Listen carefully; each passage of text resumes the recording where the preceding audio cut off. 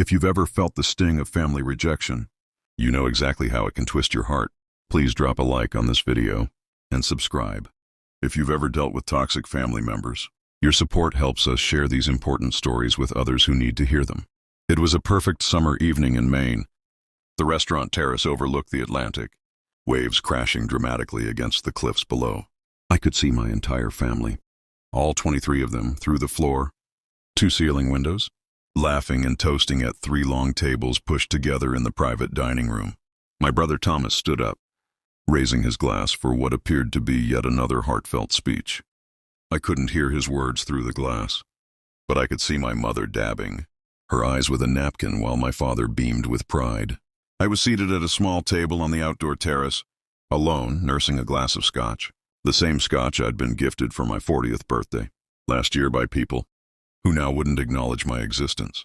The waiter approached, his face a practiced mask of professional courtesy. "Would you like to order now, sir?" he asked. I nodded, choosing the simplest item on the menu. As he turned to leave, I said one more thing. I pointed toward the private room. "I'd like to pay for their entire bill. All of it, but I don't want them to know until I've left."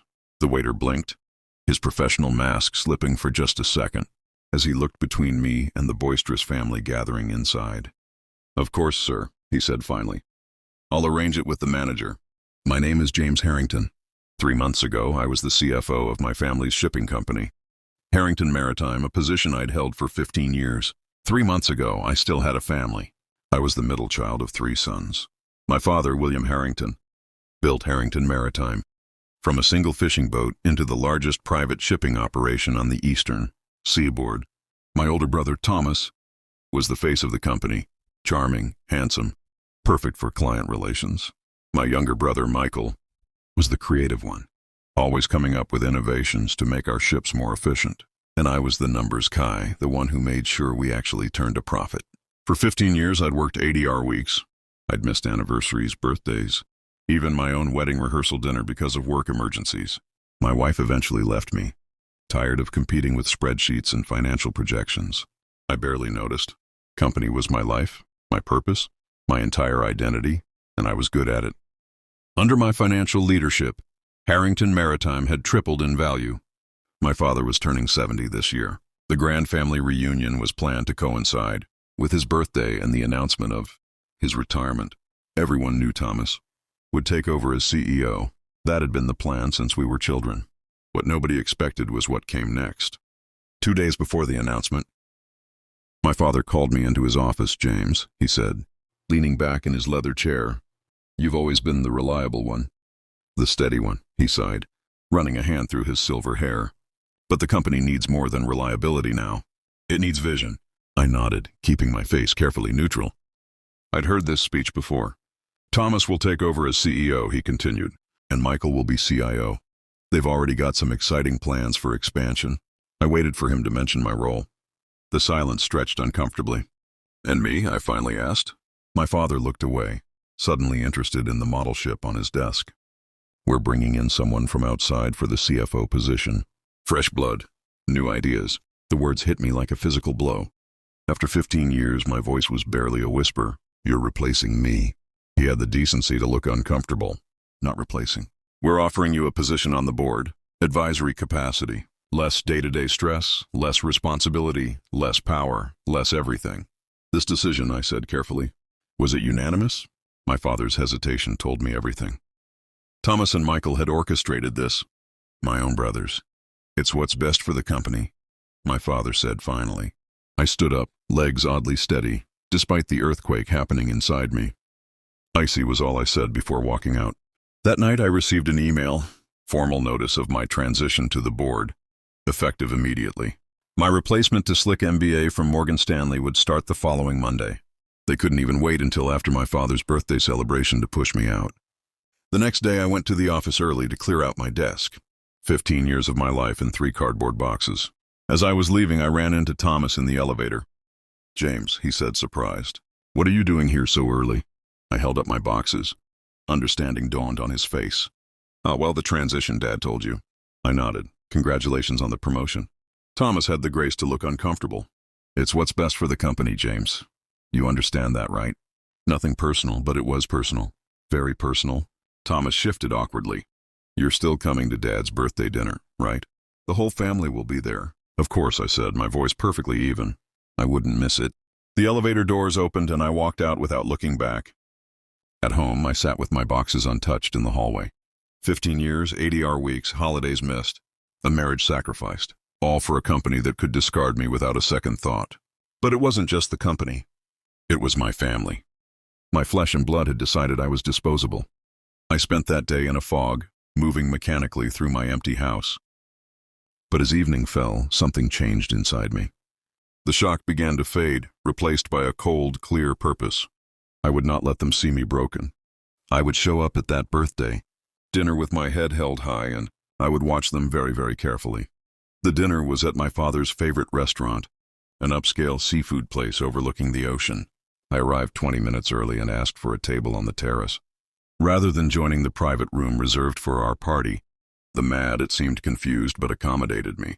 Through the windows, I watched my family arrive. First my parents, then Thomas and his perfect wife and children. Then Michael with his new fiancée, aunts, uncles, cousins. Everyone was there dressed in their finest, ready to celebrate not just my father's birthday, but the new era of Harrington Maritime. Without me, not one of them came to ask why I was sitting outside alone. The waiter returned with my meal, a simple grilled fish. As I ate, I watched through the windows. Champagne was flowing freely. At one point, my mother glanced out and saw me. Our eyes met briefly before she looked away, her smile faltering momentarily. She leaned over to my father, whispered something. He looked out, frowned, then deliberately turned his back to the window. That was when I knew they had all agreed to this approach. Pretend I wasn't there. Pretend everything was normal.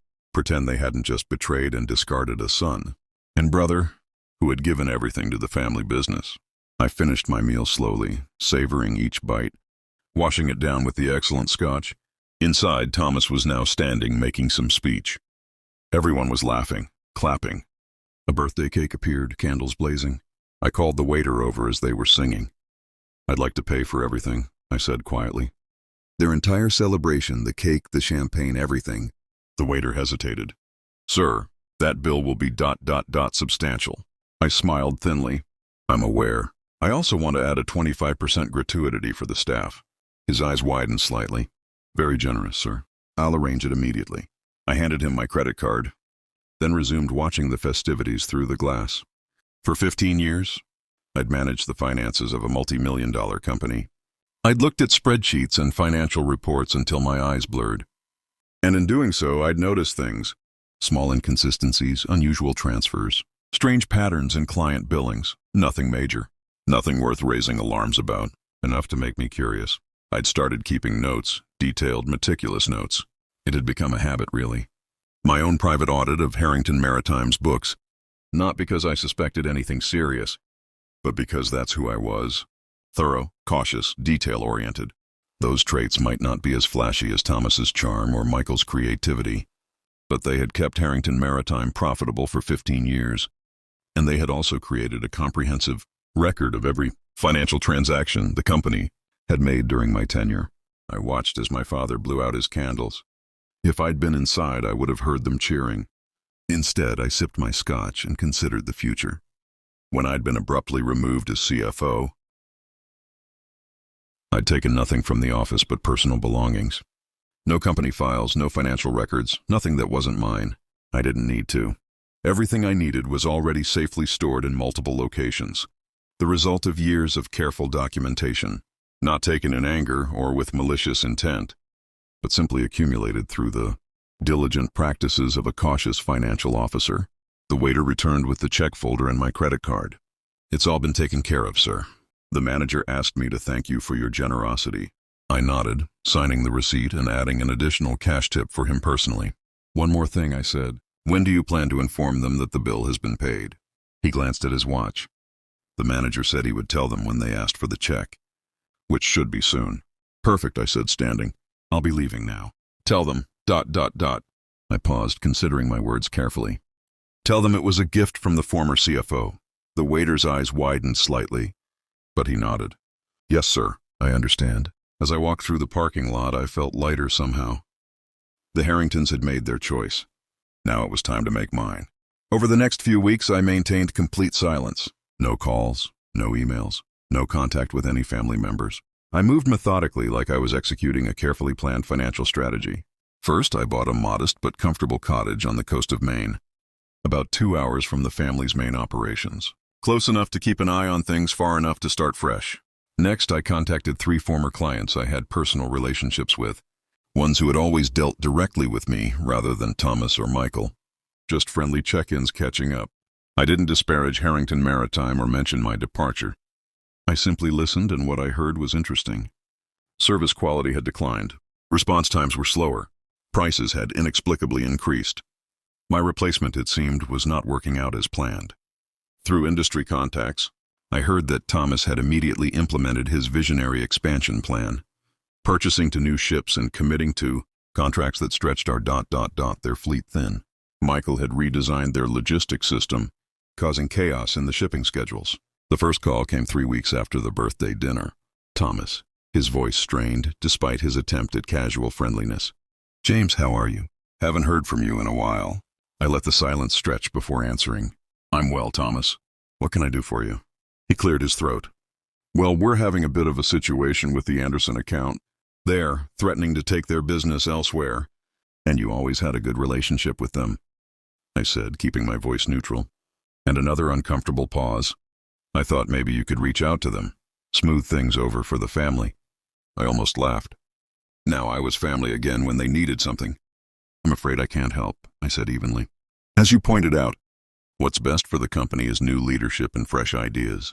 I wouldn't want to interfere with that vision." I hung up before he could respond. More calls followed from Michael, from my father, each more desperate than the last. Apparently, the new CFO had discovered irregularities in the books. Nothing major, they assured me. Just confusing entries that needed clarification. I deflected each call politely but firmly. "I'm no longer with the company," I reminded them. "These questions should go to your new CFO." Meanwhile, I was building something new, using my extensive knowledge of the shipping industry and the contacts I'd developed over 15 years. I created a consulting firm specializing in maritime financial operations. Small at first, just me working from my cottage with a laptop and a phone. But word spread quickly.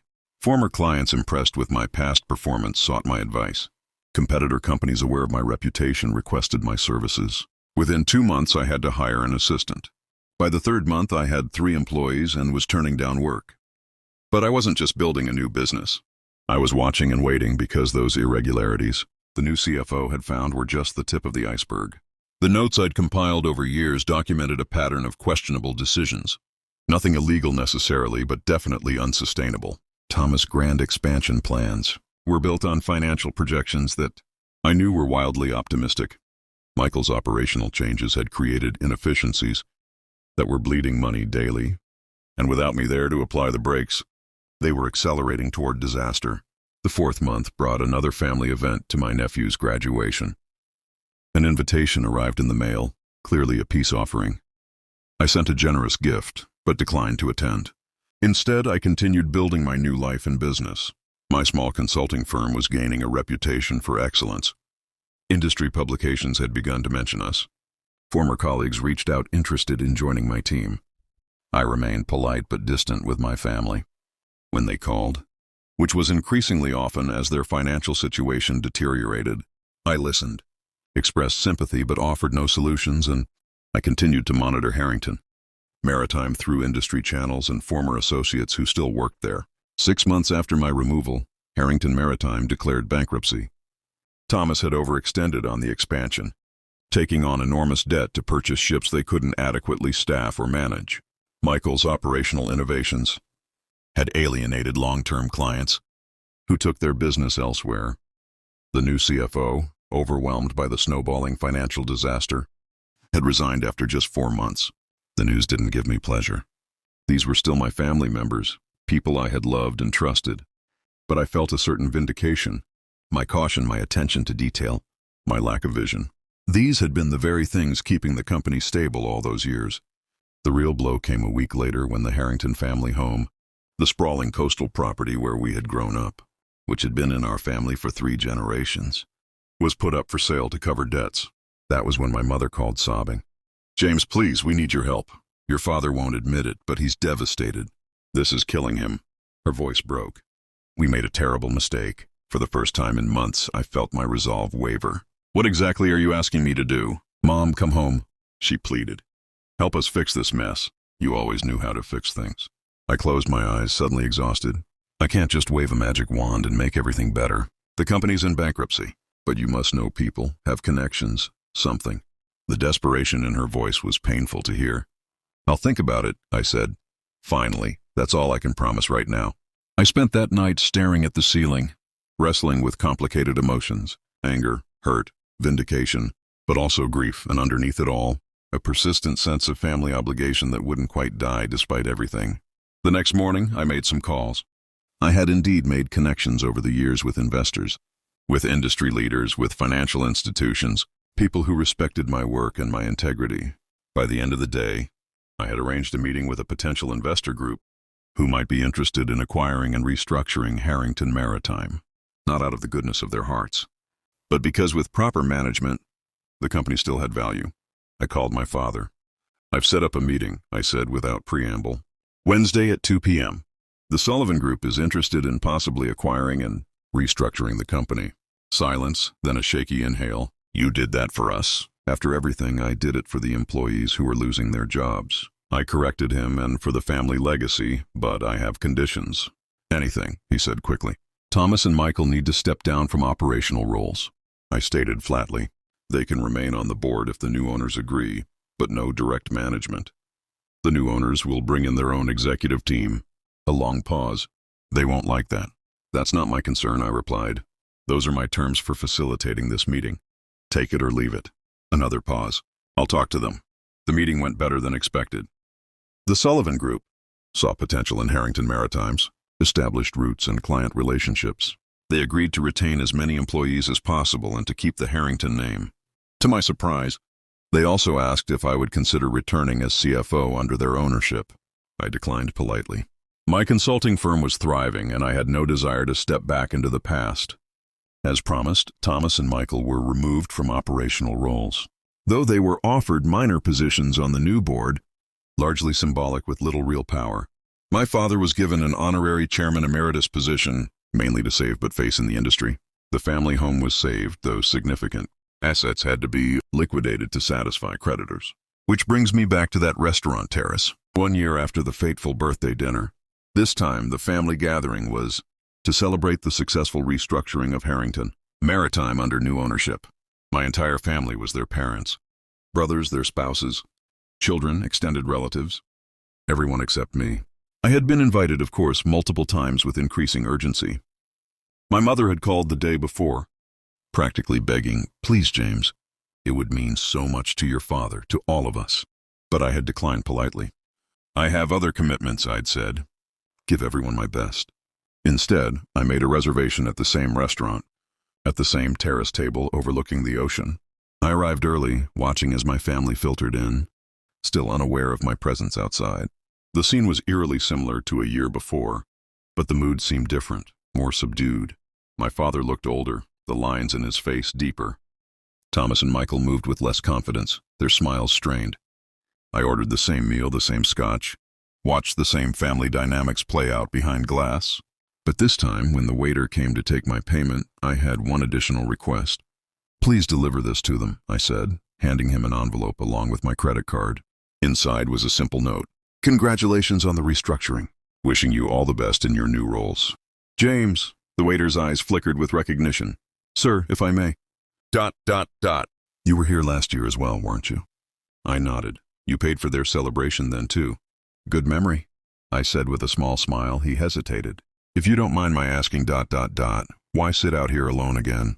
Why pay for their celebration when he trailed off? Professional discretion reasserting itself. When they pushed me out, I finished for him. I considered the question seriously, because this isn't about revenge. It's about showing the man myself that I've moved beyond what happened, that I can wish them well from a distance. I gestured toward the private room. They're still my family, but I've built a new life now, one that doesn't depend on their approval or inclusion. The waiter nodded thoughtfully. I'll deliver your note with a message that their bill has been paid. I thanked him, finished my drink, and stood to leave. Through the window, I saw the waiter enter the private room, speak to my father, hand him the envelope. I watched as my father opened it, read the brief message, then looked up sharply, scanning the restaurant. His eyes found me through the window. For a long moment, we looked at each other. Then slowly he stood. Others at the table noticed, turned to follow his gaze. My mother, Thomas, Michael, one by one, they saw me. I gave them a small nod and a slight smile. Then I turned and walked away. Not in anger, not in hurt, simply moving forward on my own path. My phone began ringing before I reached my car. I let it go to voicemail tomorrow. Perhaps I would listen to their messages. Tomorrow, perhaps I would decide whether to begin rebuilding those bridges. But tonight I drove along the coastal road to my cottage. Windows down, the salt air filling my lungs, free on my own terms, and for the first time in years, completely at peace with myself. If this story resonated with you, please give it a thumbs up and subscribe to our channel. Your support means the world to us, and it helps others find these stories of personal growth and resilience. In the face of family challenges, remember sometimes the greatest revenge isn't getting even. It's moving forward and finding happiness on your own terms.